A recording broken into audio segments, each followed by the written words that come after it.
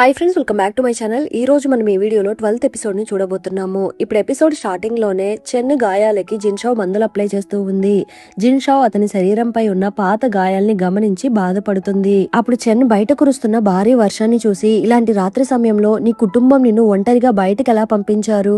ఒక అమ్మాయిని ఇలా ఒంటరిగా వెతకడానికి పంపించడం కరెక్ట్ కాదు కదా అని అంటున్నాడు. జిన్షావ్ వెంటనే, మా అమ్మ ఆరోగ్యం బాలేక మంచాన పడిపోయారు, మా నాన్నేమో పనిలో బిజీగా ఉన్నారు, ఆయన రావడం సాధ్యం కాదు, పని వాళ్ళను మాత్రమే పంపితే వాళ్ళు రానాని గుర్తించలేకపోవచ్చు, అంతేకాదు పరిస్థితి ఏమైనా తారుమారైతే వాళ్ళు వెంటనే డెసిషన్ తీసుకోవడానికి కన్ఫ్యూజ్ అవుతారు, వాళ్ళని గైడ్ చేయడానికి ఎవరో ఒకరు కావాలి కదా, అందుకే నేనే వచ్చానని అంటుంది. ఇప్పుడు జిన్షావ్ అతని గాయాన్ని శుభ్రం చేసి, నేను మీ గాయాన్ని శుభ్రం చేసేసాను, ఇప్పుడు మందు వేస్తున్నాను అనేసి మందు అప్లై చేసి గట్టిగా ఊదుతూ ఉంది. ఈ సమయంలో జిన్షావ్ తన పక్కన ఉండడం చెన్కి కాస్త హ్యాపీగా ఉంది. హ్యాపీగా ఫీల్ అవుతూ నవ్వుకుంటున్నాడు. ఇప్పుడు నెక్స్ట్ డే మార్నింగ్ అవుతుంది. జిన్షావ్ ఏమో మంచి నిద్రలో ఉంది. ఆ సమయంలో బయట నుండి మీరు వచ్చేసారా అని శబ్దం వినిపిస్తుంది. ఆ సౌండ్స్ విని జిన్షావ్ వేగంగా బయటకు వెళ్లి చూస్తుంది. చూస్తే రానా అక్కడ ఉన్నాడు. నువ్వు ఎక్కడికి వెళ్ళిపోయావురా? నీ మొహం మీద ఉన్న ఆ గాయాలేంటి?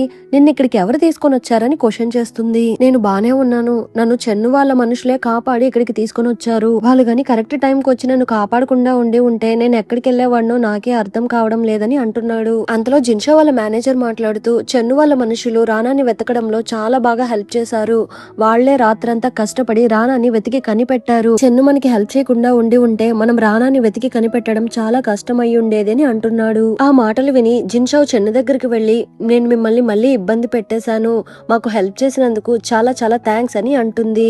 చెన్ చిరునవ్వుతో, నాకంత మర్యాద అవసరం లేదు, ఇక ముందు కూడా నీకేమైనా కష్టం వస్తే నువ్వు నన్ను అడగవచ్చు, నేను నీకు హెల్ప్ చేయడానికి రెడీగా ఉన్నానని చెబుతున్నాడు. జిన్షావ్ నవ్వుతూ చెన్కి థ్యాంక్స్ చెప్తుంది. ఇక అదే సమయంలో ఈషన్ ఫుల్ గా తాగుతూ, నేను మంచి చేయాలనుకున్నా నాకు చెడే జరిగిందని ఫీల్ అవుతూ ఉన్నాడు. అంతలో అసిస్టెంట్ అక్కడికి వచ్చి, లార్డ్ లేవండి, మనం వెంటనే ఇంటికి వెళ్ళాలి, మీరు జిన్షావ్ వల్లే ఇలా దిగులుగా ఉన్నారని నాకు బాగా తెలుసు, పదండి వెళ్దామని పిలుస్తున్నాడు. అది విన్న ఈషన్ కోపంగా, నీకు ఎన్నిసార్లు చెప్పాలి ఆమె గురించి నా ముందు మాట్లాడవద్దని అని అరుస్తున్నాడు. అసిస్టెంట్ వెంటనే, ఇదే చివరిసారి, జిన్షావ్ వాళ్ళ అమ్మ పరిస్థితి చాలా ప్రమాదకరంగా ఉంది, నిన్న వాళ్ళు వైద్యుల్ని వెతుకుతూ ప్రకటనలు కూడా పెట్టారని చెబుతున్నాడు.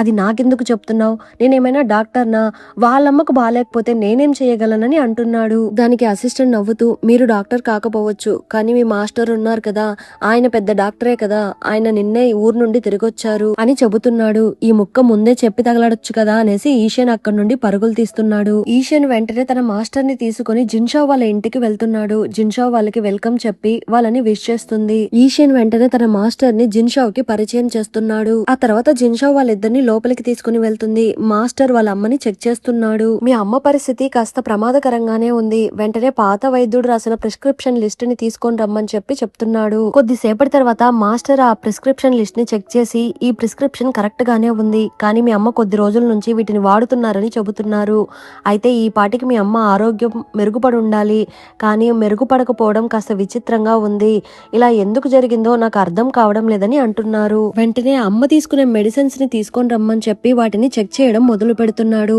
వాటిని చూడగానే డాక్టర్ ముఖం కాస్త మారిపోతుంది. ఇందులో మెడిసిన్స్ అన్ని కరెక్ట్ గానే ఉన్నాయి, కానీ వాటితో పాటు వేరే మూలికను కూడా కలిపినట్టు ఉన్నారు, దాని పేరు రూబర్స్, ఇది బాడీని బాగా కూల్ చేసేస్తుంది, మీ అమ్మ ఆల్రెడీ ఇప్పటికే చాలా బలహీనంగా ఉన్నారు, ఇలాంటి సమయంలో ఈ ఔషధం పూర్తిగా వ్యతిరేక ప్రభావం చూపుతుంది, దీన్ని ఎక్కువ కాలం తీసుకుంటే చివరకు ప్రాణం పోయే ప్రమాదం కూడా ఉందని అంటున్నాడు. ఆ మాటలు విని జిన్షావ్ బాగా భయపడిపోతుంది. కానీ ఆ మూలిక ప్రిస్క్రిప్షన్ లిస్ట్ లో లేదు కదా అని అంటుంది. ఎవరో కావాలనే మీ అమ్మ తీసుకునే మెడిసిన్స్ లో ఈ మెడిసిన్ ని కలిపినట్టు ఉన్నారు అని ఈషన్ అంటున్నాడు. ఆ మాటలు వినగానే జిన్షావ్ కి పిచ్చి కోపం వచ్చి, అసలు ఈ మెడిసిన్స్ అన్ని ఎవరు కొనుక్కొని వస్తున్నారు అని పనావిని అడుగుతుంది. మన జనరల్ డిపార్ట్మెంట్ నుండి ఎవరో ఒకరు వెళ్లి వాటిని తీసుకుని వస్తారు అని చెబుతుంది. సరే ఓకే, ఈ విషయం ఎవరికి చెప్పొద్దు, మా నాన్నకి మా తమ్ముడికి కూడా తెలియకూడదు, నేరస్తులు ఎవరో మనం కనిపెట్టాలి, వాళ్ళ అప్రమత్తం కాకుండా చూసుకోవాలి, మీరు వెంటనే ఒక పని చేయండి, మేము జస్ట్ కొత్త డాక్టర్ కి చూపించాము, డాక్టర్ వేరే ఏదో మెడిసిన్స్ రాసిచ్చారు, ఇక మీదట ఆ మెడిసిన్ నే వాడబోతున్నాము అనే న్యూస్ ని అందరికి స్ప్రెడ్ చేయండి అని అంటుంది. పనావిడ కూడా ఓకే చెబుతుంది. ఆ తర్వాత జిన్షావ్ ఈషన్ వాళ్ళ మాస్టర్ తో, మా అమ్మ బతుకుతుందా అని అడుగుతుంది. మీ అమ్మని క్యూర్ చేయడం కష్టమేమీ కాదు, కానీ ఆమె మనసులో చాలా బాధ ఉంది, ఆ బాధ పోకపోతే మళ్ళీ ఈ వ్యాధి మొదలయ్యే అవకాశం ఉంది, దేనికైనా మీ అమ్మ మనసు పెట్టాలని అంటున్నారు. ఇప్పుడు మాస్టర్ వెళ్లిపోయాక ఈషన్ జిన్షావ్ తో మాట్లాడుతూ, నువ్వు నెక్స్ట్ ఏం చేయబోతున్నావని అడుగుతున్నాడు. నేను ఖచ్చితంగా వాళ్ళని ఊరికే వదిలిపెట్టను, త్వరలో వాళ్ళెవరో కనిపెట్టి పెట్టి వాళ్ళ సంగతి తేలుస్తానని అంటుంది. సరే ఓకే, నేను కూడా నీకు హెల్ప్ చేస్తాను, నా అసిస్టెంట్ తో చెప్పి ఈ కేసుని ఎంక్వైరీ చేయమని చెప్తానని అంటున్నాడు. కానీ జిన్షా అందుకు ఒప్పుకోవడం లేదు. ముందు నిజమైన నేరస్తుడిని నేను కనిపెడతాను, ఆ తర్వాత అవసరమైతే నీ హెల్ప్ అడుగుతానని అంటుంది. సరే ఓకే అనేసి ఈషన్ అక్కడ నుండి బయలుదేరబోతున్నాడు. అంతలో జిన్షా మళ్ళీ ఈషన్ ని పిలిచి నాకు హెల్ప్ చేసినందుకు చాలా చాలా థ్యాంక్స్ అని చెబుతుంది. ఆ మాటలు విని ఈషన్ చాలా హ్యాపీగా ఫీల్ అవుతూ నవ్వుకుంటూ అక్కడ నుండి వెళ్లిపోతున్నాడు. ఈషన్ వెళ్లిపోయాక జిన్షా వెంటనే తన అసిస్టెంట్ ని పిలిచి ఆ మందులు కొనడానికి వెళ్లిన వాళ్ళని ఫాలో చేయమని చెబుతుంది. ఇప్పుడు ఆ మెడిసిన్స్ కొనడానికి ఒక పనివాడు వెళ్తున్నాడు. అక్కడికి కాన్క్యూబన్ వాళ్ళ పనావిడ వచ్చి అతనికి ఒక మెడిసిన్ ఇచ్చి దాన్ని అందులో కలిపేయమని చెబుతుంది. అతను కూడా ఆ మెడిసిన్ ని అందులో కలిపేసి ఇచ్చేస్తున్నాడు. ఇప్పుడు జిన్షా వాటిని చెక్ చేస్తూ ఇందులో కూడా ఆ మూలికల్ని కలిపేశారు, ఆ పనివాడిని ఊరికే వదిలిపెట్టకూడదని అంటుంది. ఆ మాటలు విని జిన్షా వాళ్ళ అసిస్టెంట్ ఆ పనివాడి వీపు మీద ఒక తట్టు తట్టి అతని స్పృహ కోల్పోయేలా చేసి అతన్ని కిడ్నాప్ చేస్తుంది. అలానే ఆ కాన్క్యూబన్ వాళ్ళ పనమ్మాయిని కూడా పట్టుకుంటున్నారు. వాళ్ళిద్దరిని కిడ్నాప్ చేసి తీసుకుని వెళ్లేది మరెవరో కాదు, ఈషన్ వాళ్ళ అసిస్టెంట్ నే. ఇక్కడేమో చెన్ వాళ్ళ అమ్మతో కలిసి భోజనం చేస్తూ మాట్లాడుతున్నాడు. నేను ఈ సూప్ ని స్పెషల్ గా నీ కోసం గులాబీ రేకులతో తయారు చేయించాను, ఇది చాలా బాగుంటుంది, తాగమని ఇస్తున్నారు. ఈ రోజు మూ కుటుంబానికి చెందిన మిసెస్ మూ నన్ను కలవడానికి వచ్చారు.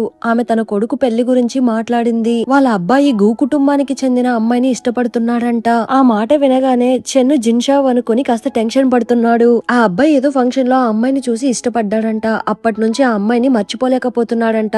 ఇంట్లో పెళ్లి విషయం వచ్చినప్పటి నుండి నేను ఆ అమ్మాయినే పెళ్లి చేసుకుంటానని పట్టుబడుతున్నాడంట. ఆ తర్వాతే నాకు తెలిసింది ఆ అబ్బాయి ఇష్టపడుతుంది గూలన్నంట అని చెప్పడంతో ఓ గూలాన్న అనేసి చెన్ను కాస్త రిలాక్స్ అవుతున్నాడు. అవును, ఆ తర్వాత నేనే వాళ్ళకు ఒక మంచి ఐడియా ఇచ్చాను. గూలాన్ ఒక కాన్క్యూబన్ కి పుట్టిన అమ్మాయి, తనని పెళ్లి చేసుకోవడం కంటే జిన్షావ్ ని పెళ్లి చేసుకోవడమే బెటర్ అని నేనే వాళ్ళకి ఒక మంచి ఐడియా ఇచ్చాను. ఎందుకంటే జిన్షావ్ చాలా అందంగా ఉంటుంది, పైగా తను చట్టపరంగా మొదటి భార్యకు పుట్టిన పెద్ద కూతురు, తనకి కట్నం కూడా చాలా ఇస్తారు. ఆ అమ్మాయిని వదిలేసి మీరెందుకు కాన్క్యూబన్ కూతుర్ని పెళ్లి చేసుకోవడానికి ఇష్టపడుతున్నారని అడిగాను. వాళ్ళు కూడా వెంటనే దానికి అంగీకరించారు. దీని గురించి నువ్వేమనుకుంటున్నావని అడుగుతున్నారు. ఆ మాటలు వినగానే చెన్ను ముఖం వెంటనే మారిపోతుంది. అసలు ఈ పెళ్లి కరెక్ట్ కాదు, ఆ అబ్బాయి ఇష్టపడింది గూలాన్ని, కానీ వాళ్ళ అమ్మ మాత్రము జిన్షా వైపు చూస్తున్నారు. ఇది గూ కుటుంబాన్ని అవమానించడంలా అవుతుంది. మీరు ముందు ఇలాంటి అనవసరమైన విషయాల్లో జోక్యం చేసుకోకండి అని అరిచేసి చెన్ను అక్కడి నుండి వెళ్లిపోతున్నాడు. సడన్ గా చెన్ను ఎందుకు అంత కోప్పడుతున్నాడో అమ్మకి అర్థం కావడం లేదు. అసలు ఇప్పుడు ఏం జరిగిందని అడుగుతున్నారు. ఏమో, ఆయన సడన్ గా కోప్పడి ఇక్కడి నుండి వెళ్లిపోయారు, కానీ ఆయన ఎందుకు కోప్పడ్డారో నాకు అర్థం కావడం లేదని పనమ్మాయి అంటుంది. ఇప్పుడు చెన్ను అక్కడి నుండి బయటకు వచ్చాక తన అసిస్టెంట్ ని పిలిపించి మాట్లాడుతున్నాడు. ఆ మూ కుటుంబంలోని వాళ్ళు జిన్షా వాళ్ళ కుటుంబంతో మ్యారేజ్ ప్రపోజల్ గురించి మాట్లాడబోతున్నారంట. వాళ్ళు ఏ అమ్మాయి గురించి మాట్లాడబోతున్నారో కనుక్కోండ్రా అని చెప్పి అసిస్టెంట్ ని పంపిస్తున్నాడు. ఇక్కడేమో ఆ కిడ్నాప్ చేసిన ఇద్దరు పని వాళ్ళని ఈషన్ వాళ్ళ అసిస్టెంట్ ముఖానికి మాస్క్ వేసుకుని ఎంక్వైరీ చేయడం మొదలు పెడుతున్నాడు. ఇప్పుడు నిజం చెప్తావా లేదా అని బెదిరిస్తున్నాడు. అది చూసి ఆ అమ్మాయి భయపడిపోతుంది. వెంటనే ఆమె చేసిన తప్పులన్నీ ఒక పేపర్ మీద రాసి దాని మీద సంతకం పెడుతుంది. ఇప్పుడు అసిస్టెంట్ ఆ పేపర్ ని తీసుకుని వచ్చి ఈషన్ కి ఇస్తున్నాడు. సూపర్, చాలా మంచి పని చేశావు, దీన్ని వెంటనే తీసుకుని వెళ్లి జిన్షావ్కి ఇచ్చేసి వస్తాను అనేసి ఈషన్ అక్కడి నుండి బయలుదేరబోతున్నాడు. కానీ అంతలో ఈషన్ వాళ్ళ నాన్న అక్కడికి వచ్చేస్తున్నారు. ఈషన్ వాళ్ళ నాన్నను చూసి భయపడడం మొదలు పెడుతున్నాడు. నాన్న వెంటనే ఈషన్ దగ్గరికి వెళ్లి నీ చేతిలో ఏముంది, అది ఇలా ఇవ్వు అని అడుగుతున్నారు. ఈషన్ వాళ్ళ మాస్టర్ కూడా అక్కడే ఉన్నట్టు ఉన్నారు. నాన్న వెంటనే ఈషన్ చేతి నుండి ఆ పేపర్ లాక్కొని వాటిని చదివేసి ఈషన్ ని లాగి పెట్టి ఒకటి పీకుతున్నారు. ఆ తర్వాత నాన్న కోపంగా మాట్లాడుతూ నువ్వు ఇలాంటి చిల్లర పనులు చేయడానికి ఇంట్లో కోర్టు నడుపుతున్నావా? ఒక సాధారణ కుటుంబానికి చెందిన పని వాళ్ళని నువ్వు ఎంక్వైరీ చేయడం ఏంటి? పైగా నువ్వు రోజంతా చెడ్డ వాళ్ళతోనే తిరుగుతున్నావు, నీ ఫ్రెండ్షిప్ ఏమీ బాగలేదు, నీ భవిష్యత్తు గురించి ఏమాత్రం ఆలోచన లేదా అనేసి ఈషన్ ని బాగా కొడుతున్నాడు. అదంతా చూసి ఈషన్ కి బాగా అవమానంగా ఉంది. ఆ తర్వాత ఈషన్ వాళ్ళ మాస్టర్ ఈషన్ వాళ్ళ నాన్నతో మాట్లాడుతున్నాడు. నేను పశ్చిమ ప్రాంతంలో వైద్యం చేస్తున్నప్పుడు ఒక దొంగల నాయకుడిని కలిశాను. అతను నాకు ఒక పెద్ద రహస్యం చెప్పాడు. గ్లోరియన్ యువరాజు వాళ్ళ కుటుంబాల్ని బందీగా ఉంచాడంట, అందుకే వాళ్ళు యువరాజును హత్య చేయడానికి బలవంతంగా పనిచేస్తున్నారు అని చెప్పడంతో ఆ మాటలు విని మార్కస్ షాక్ అయిపోతున్నాడు. వెంటనే గ్లోరియన్ యువరాజు భవనంపై ఒక రహస్య నిఘా పెట్టండి, ఎందుకంటే చక్రవర్తి తీవ్ర అనారోగ్యంతో ఉన్నారు, రాజు గాని చనిపోతే రాజ్య వారసత్వంపై పెద్ద కుట్ర జరిగే అవకాశం ఉంది, ఎందుకైనా మంచిది అతని మీద ఒక కన్నేసి ఉంచండి అని అంటున్నాడు. ఓకే అనేసి మాస్టర్ అక్కడి నుండి వెళ్లిపోతున్నాడు. ఇక్కడేమో గూలాన్ అలానే రానా ఇద్దరు కలిసి అమ్మను మీట్ అవుతున్నారు. రానా మాట్లాడుతూ అమ్మ జిన్షా అక్కే నన్ను కాపాడి ఇంటికి తీసుకుని వచ్చిందని చెబుతున్నాడు. మీరిద్దరు చాలా మంచి పిల్లలు, నేను కాసేపు రెస్ట్ తీసుకోవాలి, మీరు వెంటనే ఇక్కడ నుండి బయలుదేరండి అని అంటున్నారు. ఇక్కడేమో జిన్షావ్కి ఆ లెటర్ అందుతుంది. ఈషన్ వాళ్ళ అసిస్టెంటే ఆ లెటర్ తెచ్చిచ్చినట్టు ఉన్నాడు. ఇప్పుడు జిన్షో ఆ లెటర్ ని తీసుకుని వెళ్లి వాళ్ళ నాన్నకి ఇస్తుంది. అలానే ఆ ఇద్దరి పని వాళ్ళని వాళ్ళ నాన్న ముందు నిలబెడుతుంది. నాన్న వెంటనే కాన్క్యూబన్ వాళ్ళ మెయిన్ పనావిడిని పిలిపించమని చెబుతున్నారు. ఇక్కడేమో ఒక పనమ్మాయి కాన్క్యూబన్ దగ్గరికి పరిగెత్తుకుంటూ వచ్చి, మీ మెయిన్ పనావిడ ఉంటారు కదా, ఆవిడ్ని గూ మాస్టర్ ఎంక్వైరీ చేయడానికి పిలిచారు అని చెప్పడంతో కాన్క్యూబన్ బాగా భయపడిపోతుంది. అమ్మా, మళ్ళీ నువ్వు ఈసారి ఏం తప్పు చేశావు, చెప్తావా లేదా అని గూలాన్ని అడుగుతుంది. ఇప్పుడు మెయిన్ పనావిడిని తీసుకుని వెళ్లి నాన్న ముందు నిలబెడుతున్నారు. నాన్న ఆవిడ్ని ఎంక్వైరీ చేస్తూ, ఇందులో నువ్వే ఆ మెడిసిన్ ని కలిపావా అని అడుగుతున్నారు. అవును, ఇదంతా నేనే చేశాను, దీంతో మా మేడం కి ఎటువంటి సంబంధం లేదు అనేసి ఆ నేరం మొత్తాన్ని ఆమె తనపై వేసుకుంటుంది. అది విన్న వెంటనే ఆవిడ నోరుని కట్టేస్తున్నారు. అంతలో గూలాన్ వాళ్ళ అమ్మ అక్కడికి వస్తుంది. అసలు నాకు దీని గురించి ఏమీ తెలియదు, నాకు దీనికి అసలు ఎటువంటి సంబంధం లేదని అంటుంది. అమ్మా, నాకు ఈ విషయం గురించి ఏమీ తెలియదు అని నాన్నతో నువ్వు గట్టిగా వాదించేయమ్మా అని గూలాన్ చెప్పి ఉంటుంది. కానీ జిన్షో మాత్రం ఆ మాటల్ని నమ్మడం లేదు. ఎందుకంటే ఆ పనావిడ అలానే కాన్క్యూబన్ ఇద్దరు తల్లి కూతుల్లా కలిసిమెలిసి ఉండేవాళ్ళు. పని వాళ్ళు మా అమ్మని చంపేంత కారణం అయితే ఏమీ లేదు, ఎవరో వీళ్ళని ఆదేశిస్తేనే ఇలా చేసుంటారు అనేసి గట్టిగా వాదిస్తుంది. నాన్న వెంటనే కోపంగా కిందికి దిగొచ్చి కాన్క్యూబన్ ని లాగి పెట్టి ఒకటి పీకుతున్నాడు. నీ పనావిడ నీకు తెలియకుండా ఈ పని ఎలా చేసి ఉంటుంది, మీరిద్దరూ కలిసి ఎంత దారుణమైన పని చేశారు, నిన్ను ఇలా ఊరికే వదిలేస్తాను అనుకుంటున్నావా, ఇక మీదట నిన్ను ఇంట్లోనే బంధించి ఉంచబోతున్నాను అని చెప్పడంతో నాన్న అని జిన్షో గట్టిగా అరుస్తుంది. నాన్న వెంటనే ఆ ఇద్దరి పని వాళ్లకు 40 కొరడా దెబ్బలు, అలానే మెయిన్ పనావిడికి 60 కొరడా దెబ్బలని తీర్పు చెబుతున్నాడు. ఆ తర్వాత వాళ్ళందరినీ పక్క గ్రామానికి బానిసలుగా పంపించమని చెబుతున్నాడు. జిన్షో కోపంగా, నాన్న, వీళ్ళు మా అమ్మ ప్రాణాలతో చెలగాటాలాడారు, ఆవిడేమో సేఫ్ గా ఇంట్లో బంధించి ఉంచమని చెప్తున్నారు, అసలు ఇదంతా పనిష్మెంటేనా, నేను కోర్టుకు వెళ్తానని అంటుంది. ఆల్రెడీ మీ పిన్ని ఏ తప్పు చేయలేదని చెప్పేసింది, పైగా ఆమె చేసిందనడానికి ఎటువంటి ప్రత్యక్ష సాక్ష్యాలు లేవు, మనం కోర్టుకు వెళ్ళినా దీన్ని ప్రూవ్ చేయలేము, నేను చెప్పింది అర్థం చేసుకో అమ్మా అనేసి వెంటనే వీళ్ళని ఇక్కడ నుండి లాక్కొని వెళ్ళండి అని అంటున్నాడు. పాపం కాన్క్యూబన్ కేమో ఆ మెయిన్ పనావిడిని విడిచిపెట్టడం ఇష్టం లేదు. వెంటనే నాన్న దగ్గరికి వెళ్లి బ్రతిమలాడుతుంది. ఆ తర్వాత జిన్షో తన అసిస్టెంట్ తో మాట్లాడుతూ కాన్క్యూబన్ రూమ్ లో ఏమైనా సాక్ష్యాలు దొరుకుతాయేమో వెళ్లి చెక్ చేయమని చెబుతుంది. ఇప్పుడు జిన్షో నేరుగా కాన్క్యూబన్ దగ్గరికి వెళ్తుంది. ఆల్రెడీ నాకు దీని గురించి ఏం తెలియదని చెప్పాను కదా, నువ్వు ఇక్కడికి ఎందుకు వచ్చావని కాన్క్యూబన్ అడుగుతుంది. అది కాదు, మీ పనావిడికి 60 కొరడా దెబ్బలు శిక్ష వేశారు, ఆ దెబ్బలు తట్టుకునే శక్తి ఆవిడకి లేదు, ఆవిడ ఆ నొప్పి భరించలేక చనిపోయే అవకాశం కూడా ఉంది, మీకు ఎలాగో ఆవిడంటే చాలా ఇష్టం కదా, అసలు ఏం జరిగిందో మీరే నాకు నిజం చెప్పండి, నేను మీ అసిస్టెంట్ ని కాపాడడానికి హెల్ప్ చేస్తానని అంటుంది. అంతలో గూలాన్ అక్కడికి వస్తుంది. అమ్మా, నువ్వెందుకు ఈవిడితో మాట్లాడుతున్నావు, ఈవిడేమి మన ఇంటి యజమానురాలు కాదు, మనమేమి ఈవిడికి సమాధానం చెప్పాల్సిన అవసరం లేదు అనేసి అమ్మను అక్కడి నుండి తీసుకుని వెళ్లిపోతుంది. జిన్షా వెంటనే వాళ్ళ అమ్మని మీట్ అవ్వడానికి వెళ్తుంది. కానీ అంతలో నాన్న వాళ్ళ అమ్మతో మాట్లాడుతున్నాడు. ఇలా చూడు, నేను అందరికి పనిష్మెంట్ ఇచ్చేసాను, పైగా కాన్క్యూబన్ ని కూడా ఇంట్లోనే బంధించి ఉంచాను, నీ కోసం నేను న్యాయం చేశాను కదా, ఇక ఈ విషయాన్ని పెద్దది చేయకు, అందరినీ క్షమించు, లేకపోతే మన కుటుంబం గందరగోళం అయిపోతుందని అంటున్నాడు. ఆ మాటలు విని అమ్మకు బాగా కోపం వస్తుంది. ఆ తర్వాత జిన్షా వాళ్ళ అమ్మతో ఒంటరిగా మాట్లాడుతుంది. నాకేం కాలేదమ్మా, నేను బానే ఉన్నాను, నా గురించి దిగులు పడకని అమ్మ అంటున్నారు. అది కాదమ్మా, మీరు కొన్ని రోజులు ప్రశాంతంగా బాగా రెస్ట్ తీసుకోవాలి, దానికి మీరు ఇక్కడ ఉండడం కరెక్ట్ కాదమ్మా అని అంటూ ఉంటే ఆ మాటలు విని అమ్మ నవ్వుకుంటున్నారు. ఇక్కడేమో ఆ పనావిడిని బాగా కొట్టి ఒక బండి మీద పడుకోబెట్టి ఆవిడ్ని పక్క ఊరికి బానిసగా పంపిస్తున్నారు. అంతలో గూలాన్ అక్కడికి వచ్చి ఆవిడ్ని మీట్ అవుతుంది. మా అమ్మని ఇంట్లోనే బంధించి ఉంచారు కాబట్టి ఆవిడ మిమ్మల్ని మీట్ అవ్వడానికి రాలేదు, అందుకే నేను వచ్చాను అని చెప్పడంతో, మీ అమ్మ నన్ను మీట్ అవ్వడానికి రాలేరని నాకు ముందే తెలుసు, ఇదంతా మన మంచికే, నేను మీ అమ్మను వదిలిపెట్టి వెళ్లిపోతున్నాను, ఇక మీదట నువ్వే మీ అమ్మని జాగ్రత్తగా చూసుకోవాలి అని చెప్పడంతో, ఓకే, నేను మా అమ్మని జాగ్రత్తగా చూసుకుంటానని గూలాన్ అంటుంది. ఇక్కడేమో జిన్షా వాళ్ళ అమ్మని కూల్ గా ఉంచడానికి ఒక పక్షిని గిఫ్ట్ గా ఇస్తుంది. అమ్మా, నేను మీ విషయం గురించి బాగా ఆలోచించాను, మీరు వెంటనే నాన్నతో విడాకులు తీసుకోవాలి అని చెప్పడంతో అమ్మ ఆశ్చర్యపోతున్నారు. ఏంటి అని అడుగుతున్నారు.